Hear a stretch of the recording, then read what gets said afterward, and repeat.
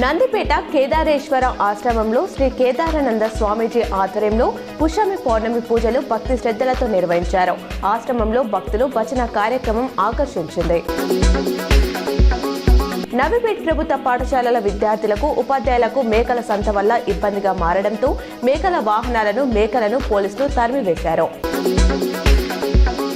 తిరుపతి జిల్లా దుగ్గరాజపట్నంలో greenfield port mega ship building cluster ఏర్పాటుకు రాష్ట్ర ప్రభుత్వం ఆమోదం తెలిపింది. Visakha port trust, AP maritime board సహకారంతో 2000 ఎకరాల్లో వీటిని నిర్మించనున్నారు. 2047 మారిటైమ్ అమృత్కాల్ విజన్ కింద కేంద్ర రాష్ట్రాలకు భారీ లక్ష్యాలను నిర్దేశించింది. విద్యతో మహిళలకు విముక్తి దీపం వెలిగించిన మహానీయురాలు సావిత్రిబాయి పులే అని టీపీసీసీ అధ్యక్షుడు ఎమ్మెల్సీ మహేష్ కుమార్ గౌడ్ పేర్కొన్నారు. సావిత్రిబాయి పులే 195వ జయంతి సందర్భంగా ఆ మహానీయురాలికి నివాళులర్పించారు.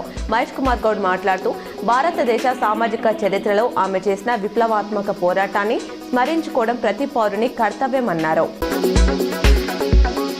రెంజల్ మండల కేంద్రంలో గల కస్తూర్బా గాంధీ పాఠశాలలో సావిత్రిబాయి పులే జయంతి సందర్భంగా ఆమె చిత్రపటానికి ప్రిన్సిపల్ శ్యామల, ఉపాధ్యాయ బృందం పూలమాలలు వేసి నివాళులర్పించారు. సిరికొండ మండలంలోని రావుట్ల గ్రామంలో PRTU democratic teachers federation calendar జిల్లా అధికారులు ఆవిష్కరించారు.